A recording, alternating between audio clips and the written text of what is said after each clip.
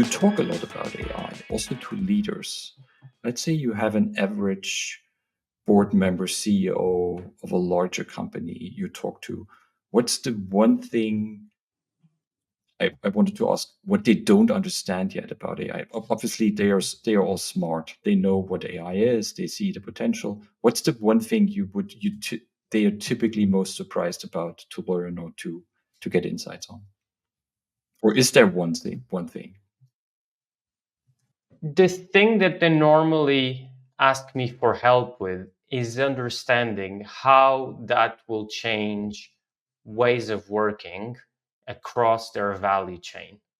So they understand it, they buy it, they know that it's here. They have concerns, ethical concerns, legal concerns, which are very rightful. But what they want is to help understand how do they navigate that? And second, what does that mean for their teams and their jobs? So examples as we were discussing. How do they partner to get tools? Do they buy, do they build, or do they borrow? Second thing, how do they educate people at scale in a way that AI is just not a one-off thing, but actually they're reskilling the whole organization? Third, if we go function by function, what are the tangible changes and how they go to market? And fourth, which normally is also a big source of questions, is how do you continue to get insights from customers and consumers in a world where we won't have as much access to, for instance, search insights? So a lot of it is, think about this. If in 2 years, someone is using an agent to buy something for you, Frank, I will be tracking the behavior of an agent and not your behavior. And if that is done within an LLM, if I don't have access to whatever you're discussing on LLM, as I have with search, not at personal level, how am I going to figure out what are you actually looking after and insights about you as a consumer?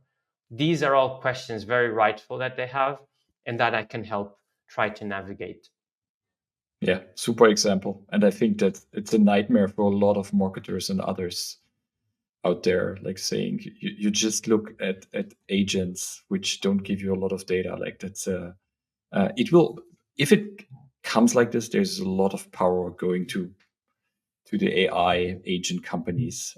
Probably well understandable why a lot of money is flowing there right now in this regard. Yeah, it's like Amazon at a certain point. Marketers that were marketing and distributing their products in Amazon, a key source of power in negotiating with Amazon was their data, because they would have an incredible insight into consumer behavior.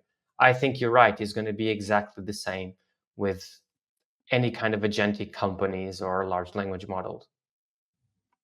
Is there, you talked about leaders and the advice to say, okay, how can you kind of bring in which tools and how to get this started? Are there best practices that you see of companies who've done this or started a program? I guess like all big companies in the world, or pretty much all companies in the world, are thinking about this.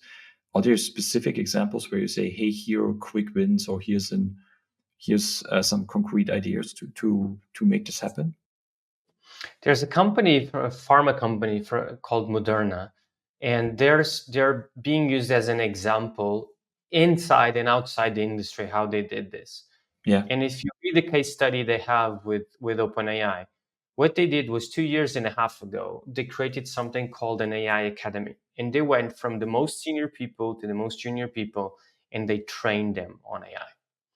I think that's the first step, and the step that there's enough data to show that's not where we are investing our time and effort, at least not as needed as companies.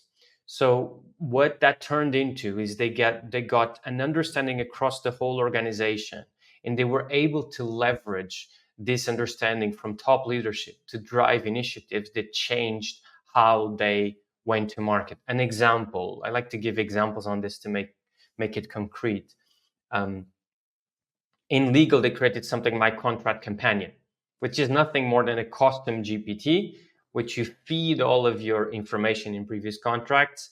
You tell them what you need, like review this contract for me, and based on previous information, flags any kind of disparities that might happen.